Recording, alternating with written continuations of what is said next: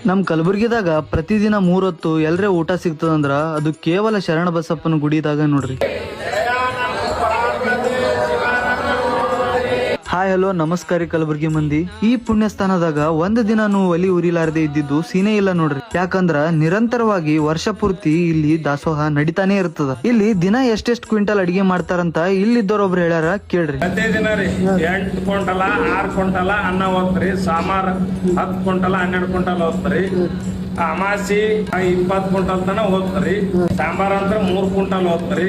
ಕಲಬುರಗಿದಾಗ ದಾಸೋಗ ನೀವು ಎಲ್ಲಿ ತಿರುಗಾಡಿ ಬಂದ್ರು ಶರಣ ಬಸಪ್ಪನ ಗುಡಿಯಾಗ ಊಟ ಸಿಗುತ್ತರಿ. ಟೈಮಿಂಗ್ 12 ಗಂಟೆಲಿಂದ ರಾತ್ರಿ 10 ತನ ರೀ. ಮತ್ತ ಜಾತ್ರೆ ಟೈಮ್ ಒಳಗ ಇದ್ರ ತುಂಬಾ ಎಷ್ಟು ಮಾಡಿದ್ರು ಕಮ್ಮಿನೇ ನೋಡ್ರಿ. ಇಲ್ಲಿರೇ ರಾಶಿ ಅಷ್ಟು ಧಾನ್ಯಗಳು ನೀವು ನೋಡ್ಬೋದು. ಇಲ್ಲಿ ಯಾವುದೇ ಜಾತಿ ಮತ ಧರ್ಮ ಭೇದ ಭಾವ ಇಲ್ಲದೆ ಪ್ರತಿ ವರ್ಗಕ್ಕೂ ಹಸಿವನ್ನು ಹಿಂಗಿಸೋ ಈ ಜಾಗ ಸ್ವರ್ಗಾನೇ ನೋಡ್ರಿ. ಈ ವಿಡಿಯೋ ಇಷ್ಟ ಆಗಿತ್ತಂದ್ರ ಲೈಕ್ ಕಮೆಂಟ್ ಶೇರ್ ಮಾಡ್ರಿ. ಹೆಚ್ಚಿನ ವಿಡಿಯೋಗಳಿಗಾಗಿ ನಮ್ ಪೇಜ್ ನ ಫಾಲೋ ಮಾಡ್ರಿ. ನಮಸ್ಕಾರ. ಹಸಿವು ಅನ್ನೋದು ಜಗತ್ನಾಗಿರೋ ದೊಡ್ಡ ಪಿಡುಗು. ದಾನದಲ್ಲಿ ಶ್ರೇಷ್ಠ ದಾನ ಅನ್ನದಾನ. 3 ಹೊತ್ತು ಅನ್ನದಾನ ಶ್ರೀ ಶರಣರ ಆಶೀರ್ವಾದದಿಂದ ಸಿಗ್ತದ. ಅದಕ್ಕೆ ಅಲ್ಲ ಅವ್ರಿಗೆ ಮಹಾದಾಸೋಹಿ ಅನ್ನೋದು. ಕೈಯ ಒಡ್ಡಿ ಬೇಡಿದವರಿಗೆ ಮಹಾದಾಸೋಹ